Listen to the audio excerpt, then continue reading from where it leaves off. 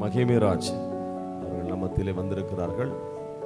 அவர்கள் கொஞ்ச நேரம் ஆண்டவர் அவருடைய வாழ்க்கையில செய்ததை அவர்கள் சாட்சியாக அறிவிப்பார்கள். நம் கைகளை தட்டி அவர்களை வரவேற்போம். கர்த்தருடைய பரிசுத்த நாமத்துக்கு மகிமை உண்டாவதாக. ஆண்டவர் என்னை சாட்சியாக நிறுத்தின தேவனுக்கு நன்றி செலுத்துகிறேன்.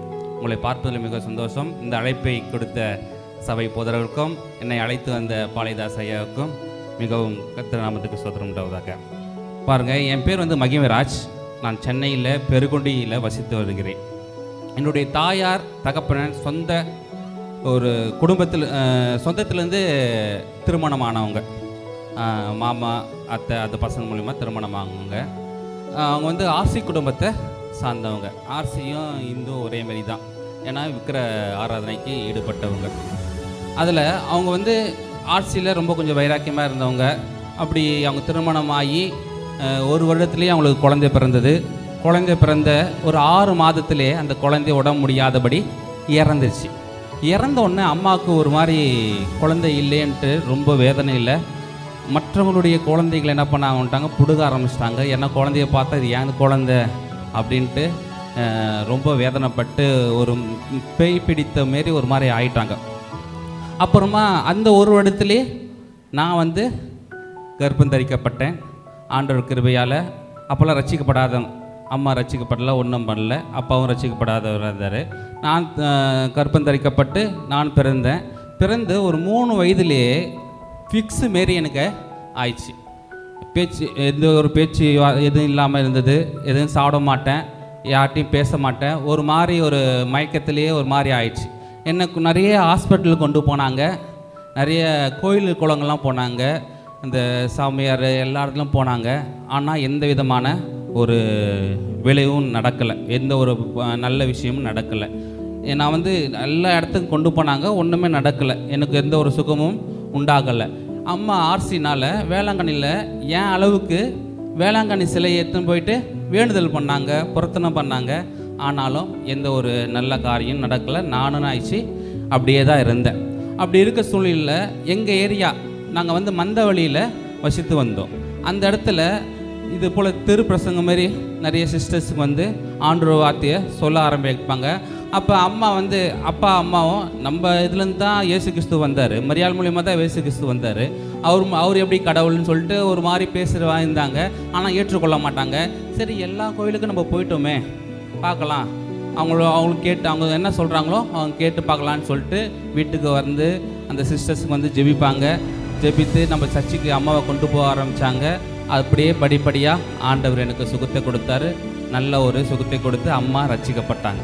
கர்த்தர் நாமத்துக்கு மகிமை உண்டாவதாக. அப்படியே அப்பாவும் ரட்சிக்கப்பட்டாங்க. அம்மாவும் அப்பாவும் ரட்சிக்கப்பட்டு என்னை நல்ல பிள்ளையாக வளர்த்தாங்க. அம்மாவும் ஊழியம் செய்ய ஆரம்பித்தாங்க. எப்படி நான் என் பிள்ளைக்கு எப்படி ஆண்டவர் சுகத்தை கொடுத்தாரோ அதே போல் மற்றவங்களுடைய பிள்ளைகள் எப்படிலாம் இருக்கும், மற்றவங்களோட வாழ்க்கையில் அநேக காரியங்கள் இருக்குமே சொல்லிட்டு அம்மாவும் என்ன பண்ண ஆரம்பித்தாங்க, உழைத்து போக ஆரம்பித்தாங்க. அம்மாவுக்கு படிப்பு அறிவே இல்லாதவங்க. அம்மா 2வது தான் படிச்சிருப்பாங்க. எது என்ற எத்தே தெரியாது. ஜெபிக்க ஆரம்பித்தாங்க, ஊழியத்துக்கு போக ஆரம்பித்தாங்க. பைபிள் கிளியராக படிப்பாங்க. காலேஜ் பட்சம் கூட அப்படி படிக்க மாட்டாங்க. அம்மா அவ்வளோ கிளியராக பைபிள் படிக்க ஆரம்பித்தாங்க. நல்ல அபிஷேகம் தெரிவிப்பாங்க. ஆண்டவர் கிருபையால், ஆண்டவருடைய வரங்களினால் ஆண்டவர் அம்மாவை நிரப்ப ஆரம்பித்தார். அநேக ஊழியங்களில் அற்புதங்கள் அடையாளங்கள் அம்மா மூலியமாக நடந்தது. அல்லேலூயா. கர்த்தர் நாமத்துக்கு மகிமை உண்டாவதாக. அடுத்ததாக பார்த்தீங்கன்னா, அப்படியே நாங்கள் சின்ன பிள்ளைகளாக வளரும்போது எங்களையும் ஆண்டவருக்குள்ளே நல்லா ஜெபத்தில் வேத வாசிப்பில் எங்களையும் வளர்க்க ஆரம்பித்தாங்க. நான் 5வது படிக்கும்போது, 5வது கடைசி எக்ஸாம் டைம் அது படிக்கும்பொழுது அப்பா ஒரு சாலிடர் டிவி கம்பெனியில் வேலை செய்திருந்தார். சாலிடர் கம்பெனி பழைய காலத்தில் இருக்கும். சாலிடர் டிவி, ஒனிடா டிவிலாம் இருக்கும். அதில் அப்பா வேலை செஞ்சுருக்கும்போது மறுநாள் சம்பளம் கொடுக்கணும். அப்போ அந்த சம்பள காசு ஒரு 3 லட்சத்துலேருந்து ஒரு 5 லட்சம் அவருடைய ஆஃபீஸில் இருந்தது. அப்போ என்ன ஆயிடுச்சுன்னா, அவர் கூட வேலை செய்தவங்கள அந்த பணத்தை எடுத்துட்டு அவரை கொலை செஞ்சிட்டாங்க. நான் 5வது படிக்கிறேன். நான் பெரிய பையன். எனக்கு அப்புறம் தம்பி இன்னொருத்தர் பிறந்தான். அடுத்த தம்பி, மொத்தம் நாங்கள் 3 பேர் எங்கள் அம்மாவுக்கு பிறந்தவங்க. அப்போ நான் 5வது படிக்கிறேன். 5வதுனா 10 வயசு. அடுத்தது பையன் எனக்கு 5 வயசுக்கு அப்புறம் தான் பையன் பிறந்தான். அவன் பேர் போவாசு, அவனுக்கு 1 வயசு, இன்னொருத்தர் கை குழந்தை, 3 பேர். அப்போ அப்பாவுக்கு வந்து சம்பளம் தர்ற அந்த பணம் வந்து அந்த ஆஃபீஸில் இருக்கும் பொழுது கூட இருந்தவர்களே, அப்பா அடிக்கடி அவங்களுக்கு சாப்பாடு கொடுத்துருக்கிறாரு, நல்ல ஃப்ரெண்ட்ஷிப்பாக இருந்திருக்கிறாரு. அப்படி இருந்த 2 பேர் என்ன பண்ணிட்டாங்க, பணத்துக்காக அப்பாவை கொலை செய்து அந்த பணத்தை எடுத்துட்டாங்க. அப்போ நாளடைவில் அந்த கேஸ் என்ன ஆச்சுன்னா முன் விரோதத்தினால கொலை செய்தாங்கன்ட்டு முடிஞ்சிச்சு அந்த கேஸு. அப்பாவும் இறந்துட்டார். அப்போ ஒரு கணவன் இழந்த ஒரு விதவை எப்படி கஷ்டப்பட்டிருப்பாங்கன்னு நீங்கள் அறிந்திருப்பீங்க. பலவிதமான துன்பத்தில் அம்மா நான் சொந்தங்களின் மூலமாகவும் அக்கம் பக்கத்தின் மூலியமாகவும் நண்பர்கள் மூலியமாகவும் பலவிதமான வேதனைக்குள்ளே அம்மா நாங்கள் அவதிப்பட்டாங்க. நாங்கள் வந்து நான் சொன்னேன்ல, நான் எனக்கு 10 வயசு, அடுத்த தம்பிக்கு வந்து 1 வயசு, அடுத்த தம்பிக்கு வந்து கை குழந்தை. இந்த பிள்ளைகளை வைத்துட்டு அம்மா வந்து ஒரு 30 வயசு, அப்பா இறக்கும் பொழுது அம்மாவுக்கு 30 வயசு. அந்த பிள்ளைகளை வைத்து, ஏன்னா நாங்கள் வந்து சென்னையில் இருக்கிறோம், அப்படி அந்த பிள்ளைகளை வைத்து வளர்க்க முடியாது அப்படின்ட்டு அம்மா மறுபடியுமாய் ஒரு விதமாய் அம்மா மனசோர்வில் ரொம்ப போக ஆரம்பித்தாங்க. ஆனால் சர்ச்சுக்கு போவாங்க, எல்லாம் பண்ணுவாங்க. இந்த உலகத்தை நம்மளால் வாழ முடியாது, நம்ம என்ன பண்ணலாம், இறந்து போயிடலாம். அப்போ அம்மாவால் ஒன்றும் முடியல. சரி, நம்ம பிள்ளைகளை வச்சு வளர்க்க முடியாது, 3 வாலிப பிள்ளைகளை வச்சு வளர்க்க முடியாது, நம்ம என்ன பண்ணிடலாம், இறந்துடலாம் அப்படின்ட்டு என்ன பண்ணிட்டாங்க, எங்களை கைகளை பிடித்துட்டு ஒரு மெடிக்கல் ஷாப்புக்கு போக ஆரம்பித்தாங்க. சரி, நம்ம என்ன விஷத்தை வாங்கி என்ன சாப்பிட்டு செத்துடலாம். அப்போ அம்மா கூட ஊழியை சேர்ந்தவங்க என்ன பண்ணாங்க, எதிர்க்க வந்தாங்க. அம்மாவுக்கு அவங்க வந்து ஒரு அம்மா ஸ்தானத்தில் இருக்கிற ஒரு ஆண்டி எதிர்க்க வந்தாங்க. என்ன புஷ்பா, என்ன சாவத்துக்கு போறியா? யார்கிட்டையும் சொல்லலை. அவங்க கேட்டது, என்ன புஷ்பா நீ சாவத்துக்கு போறியா?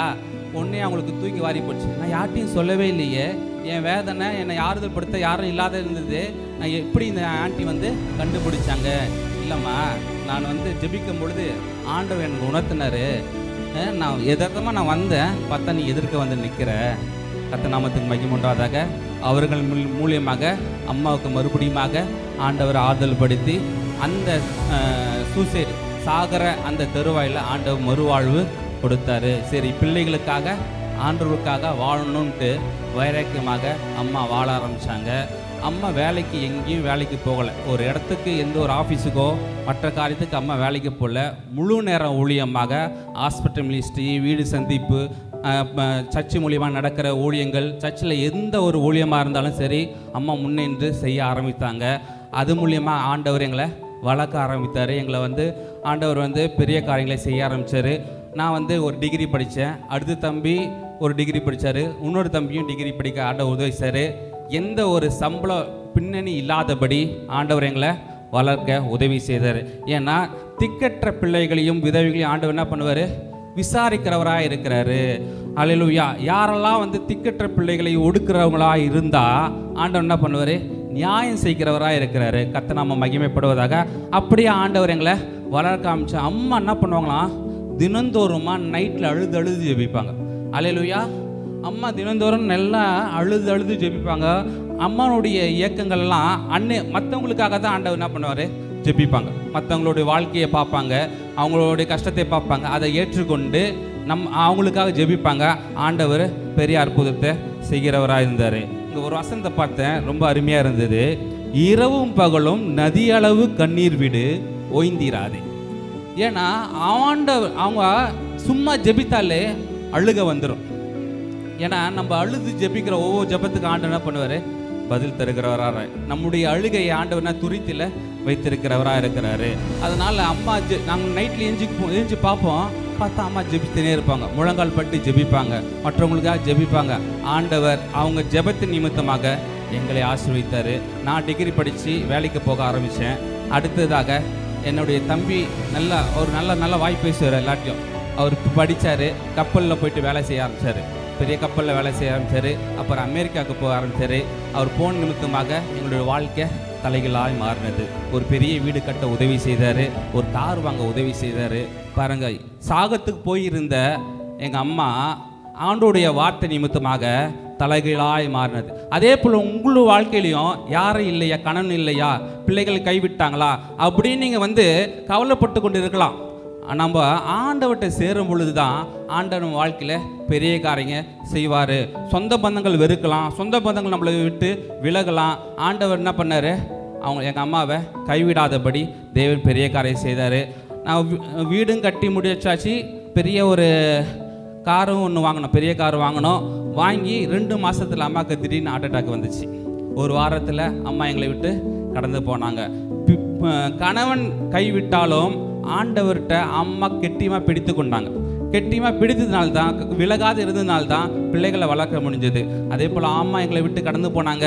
கடந்து போனாலும் நான் திருமணமானவன், 2 குழந்தை உள்ள இருந்தது. நான் அம்மா எங்களை விட்டு போயிட்டாங்களே, எப்படி நாங்கள் குடும்பத்தை நடத்த முடியும்? 2 தம்பிக்கு கல்யாணம் ஆகலை, 2 தம்பிகளுக்கு கல்யாணம் ஆகலை. நான் எப்படி அம்மா 2022 எங்களை விட்டு போனாங்க, எப்படி இந்த தம்பிகளை வச்சு நான் கரை சேர்ப்பேன்? அப்படி இருக்கும்போது ஒரே வேதனையாக இருந்தது. ஆண்டவர் பெரிய காரியம் சேமிச்சார். நம்ம மத்தியில் இருக்க பாலிதாஸ் ஐயா 2008 எனக்கு தெரியும். ஆவிக்குரிய தந்தையை போல அடிக்கடி என் வாழ்க்கையில் சோர்வுகள், பலவிதமான பிரச்சனைகள், குடும்ப பிரச்சனைகள் எது வந்தாலும் அவர்கிட்ட நான் பகிர்ந்து கொள்ளுவேன். அவர் வீடு தேடி வருவார், ஆறுதல் படுத்துவார், அம்மாவோட பேசுவார். அவர் எங்களை என்ன பண்ணார், எல்லா விதத்திலும் கிறிஸ்துவுக்குள் எங்களை வழி நடத்துறதுக்கு பாலிதாஸ் ஐயா எங்களுக்கு உதவி செய்தார்.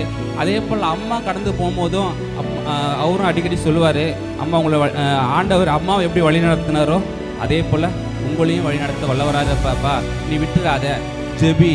வீடு கட்டும்போது கூட எப்போ பார்த்தாலும் அவர் என்ன சொல்லுவார்னா, ஜெபிப்பா, அதிகாலை ஜெபி ஜெபி. இப்போ நீ 120 நாள் என்ன பண்ணுறீங்க, ஜெபித்ததுனால பெரிய காரியம் ஆண்டவர் செய்வேன். இப்போ செய்யலைன்னா கூட ஏற்ற காலங்களில் ஆண்டவர் என்ன பண்ணுவோம், நம்ம வாழ்க்கையில் செய்ய வல்லவராக இருக்கிற. அதுதான் வசனம் சொல்லுது, ஏற்ற காலங்களிலே உயர்த்தும்படி அவருடைய பலத்த கரத்துக்குள்ள அடங்கிருங்கள். ஏற்ற காலம் நம்ம வாழ்க்கையில் வரும், உடனே வராது. யோசேப்பு 17 வயசுல சொந்த அண்ணன் நிமித்தமாக குழியில் தள்ளப்பட்டார் 17 வயசுல. ஆனால் பார்வோனோட போய் நின்னது 30 வயசு. அப்போ 13 வருஷம் காத்திருந்தார். அதே போல் நம்ம வாழ்க்கையில் சில காலங்கள் காத்திருக்கும் பொழுது தான், எப்போ நம்ம காத்திருக்கிறோமோ ஆண்டவர் என்ன பண்ணுவார், கழுகு போல செட்டை அடிக்கப்படுறாங்க ஆண்டவர் நம்மளுக்கு உதவி செய்வார். அப்பார். அதே போல் அம்மா கடந்து போனாங்க, ரொம்ப மனவேதத்துக்குள்ள ஆனோம். ஆண்டவர் எங்களை ஆறுதல் படுத்தினார். அம்மா இறந்த ஒரே வருஷத்தில் 2 பேருக்கும் திருமணம் பண்ண ஆண்டவர் உதவி செய்தார். அல்லேலூயா. தம்பி வந்தான், வெளிநாட்டிலேருந்து தம்பி வந்தான், அவனுக்கும் திருமணம் செய்யணும். அதே 2 மாதத்தில் அடுத்த தம்பிக்கும் திருமணம் பண்ண உதவி செய்தார். எல்லாரும் ஆச்சரியப்பட்டாங்க, அம்மா இறந்தாச்சு, இந்த பசங்க சிதறி போயிடுவாங்க. நல்லா பாருங்க, அம்மா தான் ஒரு குடும்பத்துக்கு தாய் தகப்பன் தான் ஒரு பெரிய ஒரு பாலமே. அந்த பாலம் போயிடுச்சுன்னா நான் எப்படி ஒரு பெரிய டேம் உடஞ்சிச்சுன்னா அப்படி தண்ணி சிதறி போய் தேசத்தை அழிக்குமோ, அதே போல் அம்மா ஒரு பாலமாக இருந்தாங்க. இந்த பசங்க அவ்வளோதான், ஒன்றும் பண்ண முடியாது, அடிக்கடி சண்டை போட்டு என்ன போகணும், பிரிஞ்சு போயிடுவாங்க அப்படின்னு நினச்சாங்க. யாரெல்லாம் நினச்சாங்களோ அவங்களுக்கு எதிர்க்க ஆச்சரியப்படத்தக்கதாக தேவன் பெரிய தம்பிக்கு பெரிய அளவில், ஐயாவுக்கு தெரியும், பெரிய அளவில் திருமணத்தை செய்ய உதவி செய்தார். அதே போல் சின்ன தம்பிக்கும் தேவன் பெரிய அளவில் உதவி செய்தார் திருமணம் செய்ய. அவங்களுக்கு அழகான ஒரு 2 பேருக்கு ஆண் குழந்தை ஆண்டவர் தேவன் கொடுத்தாரு. கர்த்தர் நாமத்துக்கு மகிமை உண்டாவதாக. எங்களை தேவன் எப்படி அம்மா கணவன் இல்லைனாலும் ஆண்டவர்கிட்ட நெருங்கி இருந்தாங்களோ அதே போல் எங்கள் அம்மா இறந்தாலும் நாங்கள் ஆண்டவரை விட்டு விலகவே இல்லை. சில பேர் போடுறாங்க, நாங்கள் வழிநடத்துறவங்க இல்லைன்னா அவங்க பிள்ளைகளோ இல்லை கணவனோ மனைவி என்ன பண்ணுவாங்க, சிதறி போடுவாங்க, ஆண்டவரை நம்ப மாட்டாங்க, முறுமுறுக்க ஆரம்பிச்சிடுவாங்க. ஐயோ இப்படிலாம் ஜெபித்தாங்களே, விட்டு போயிட்டாரே அப்படி என்ன பண்ணுவாங்க, அவங்க என்ன பண்ணுவாங்க, பின்மார்க்கமாக போயிடுவாங்க. ஆண்டவர் எங்களை அப்படி விடாதபடி நாங்களும் என்ன பண்ணோம், நானும் கர்த்தரை குடும்பமாக சேவிப்போம் என்று யோசுவா சொன்னது போல் நாங்கள் ஆண்டவரை கெட்டியமாக பிடிச்சிக்கிட்டோம். ஆண்டவர் விட்டு விலகலை. நானும் ஊழியம் செய்கிறேன், அடுத்த தம்பியும் ஊழியம் செய்கிறாரு. கர்த்தர் நாமத்துக்கு மகிமை உண்டாவதாக. கர்த்தர் இந்த சாட்சியை ஆசீர்வதிப்பார்.